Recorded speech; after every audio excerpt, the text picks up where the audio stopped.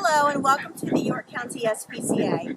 I have been with the shelter for over 25 years, and during that time I have seen and been a part of many changes, but the one thing that has not changed is the importance of volunteerism. We have hundreds of animals in our care, but a relatively small staff to take care of them. So the time that you can provide to us is very impactful. Thank you so much for helping us to enrich the lives of our shelter dogs. My guess is they will in turn enrich your life as well. So be safe, have fun, and please know that we appreciate all you do. Hello. As a previous volunteer here at the York County SPCA, I know that volunteers are the foundation of what allow us to have such a broad impact on our community. As a new dog walking volunteer, you are about to embark on what is one of the most physically demanding yet rewarding jobs here at the shelter. As you prepare for your first walk, we'll take you into the kennel. It can be intimidating. It's noisy, the dogs are very excited to see you, and you'll have a lot to observe and learn. So we prepared a short video showing you how to take the animals in and out of the kennel. Watch closely, the volunteers make it look very easy. Over the next few weeks, you will become skilled at these tasks. I encourage you to enjoy your time here at the SPCA with the animals, and I look forward to seeing you around the shelter.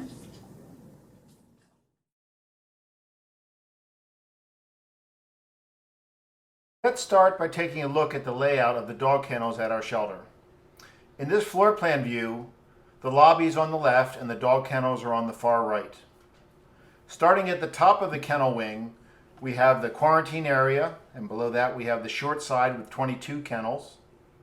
And then we have what we call the long side with 34 kennels. At the very bottom, you'll see the small dog room with 18 kennels. The laundry room is the hub of the kennel for staff and volunteers. Not only is laundry done in this area, but also food prep and cleaning and storage and volunteer sign-in. There are 5 doors in and out of the laundry room, and this is confusing for most new people. Adjacent to the laundry room is a room where the dogs can be bathed easily.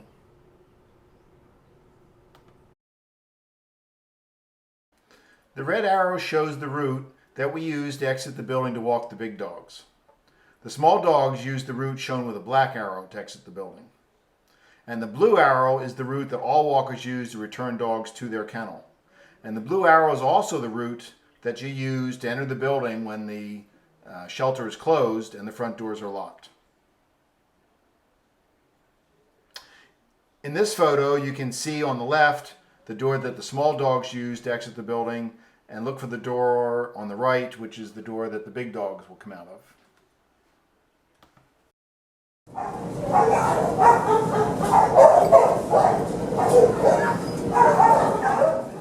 Here's Michael starting his dog walking by signing in the sign-in book and grabbing some poop bags. We walk each side of the kennel, starting at the far end and working toward the laundry room. Hey, Jody.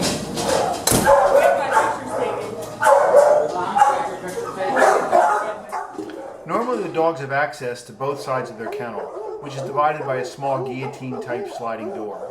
Of course, when the walkers arrive, the dogs get very excited and very loud. To prepare the kennel for walking, we move the dogs to the public side and close the guillotine door. So to walkers, it appears as though the inside aisle, the kennels are empty. After walking, the dogs are returned to the kennel and again have access to both sides of their space. On each kennel door, there is important information for you to review. Each walk starts by placing your initials on the calendar. The blue or pink cards contain information about the dog. The I am strong sticker is a warning that this dog may be physically demanding to walk. This kennel contains 2 male dogs. And this yellow card indicates that we are concerned about possible aggression from this dog, and volunteers do not walk yellow card dogs.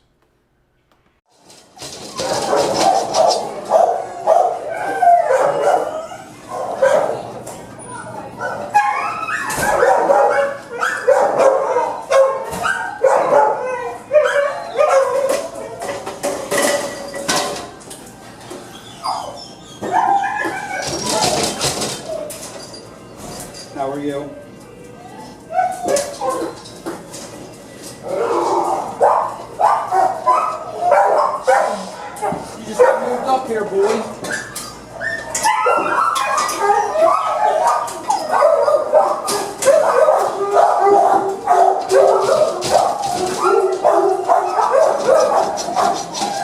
Good job, Mike. That looked pretty easy.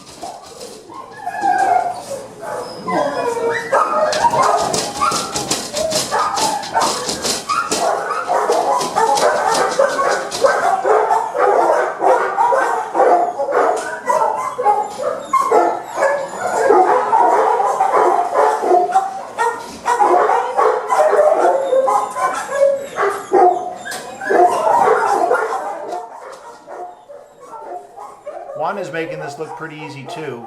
And notice how she walks the dog out, placing the dog right in the center of the aisle, just in case there's dogs in any of the adjacent kennels. And as she comes through the laundry area, she'll keep the dog on a very tight leash because there's so much other activity that could be going on in this laundry area. To get from the laundry room to the exit door, you have to walk past 3 very excited dogs who are waiting for their own turn. We walk the dog against the outside wall to separate the dog from the kennel. Now Barb does a very nice thing here at the exit door. The dog wants to push its way out the door and control the walk. But Barb exits the door first and only allows the dog to exit when it surrenders to Barb's control. It's a real split-second thing, and timing here is everything. We're going to watch it in slow motion.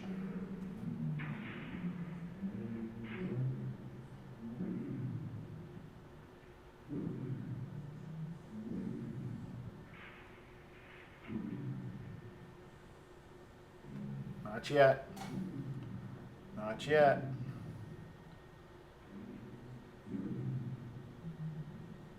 There, he surrendered.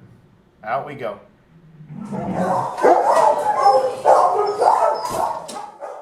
So here Mark is reading the information about the dog, and then he's going to sign the calendar. He opens the sliding door, he removes the lock from the hasp on the door. And then Mark uses the classic technique that we teach. He has one raised knee to block the opening in the gate. He has one knee on the floor to keep the gate from swinging open, and that gives him 2 hands to leash up the dog.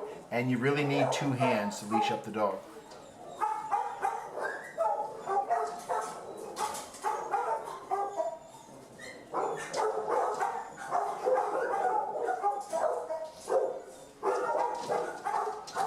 And there we go. That's it.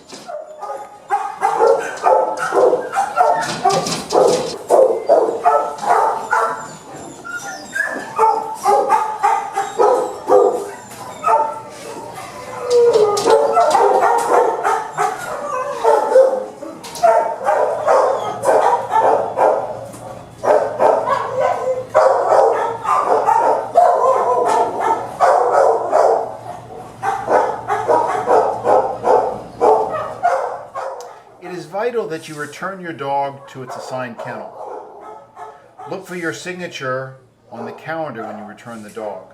Many walkers do as Barb is doing and leave a marker on the kennel door.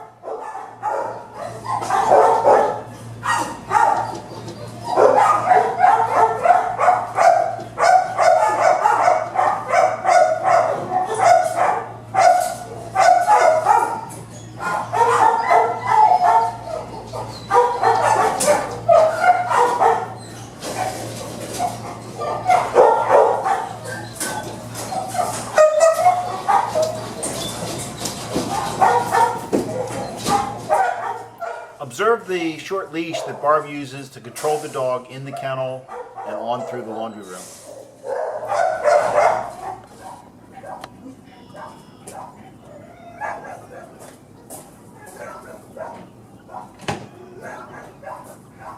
When your walk is completed, this is the route that you will take to return to the kennel.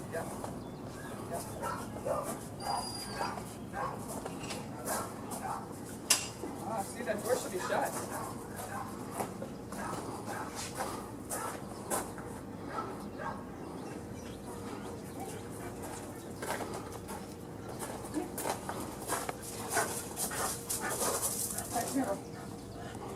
Here.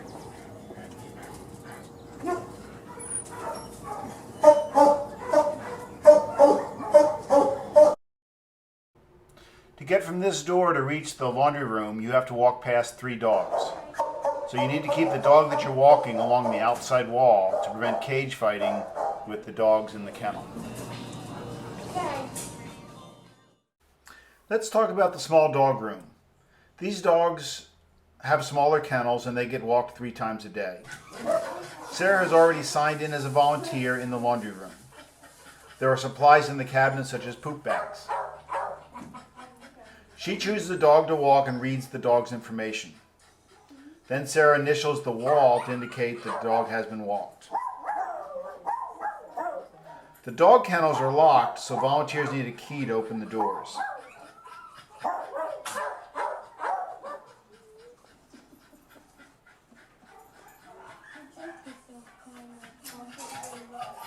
Small dogs can be deceiving because they do not look dangerous, but some small dogs can be very fearful, and you cannot ignore the dog's demeanor.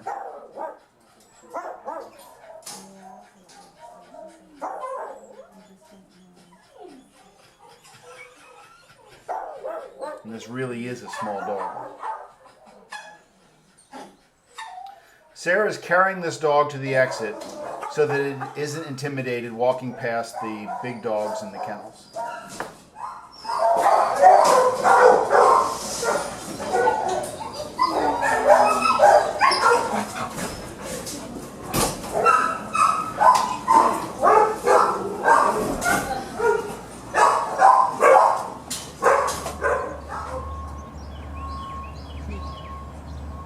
It's time for you to begin your walking.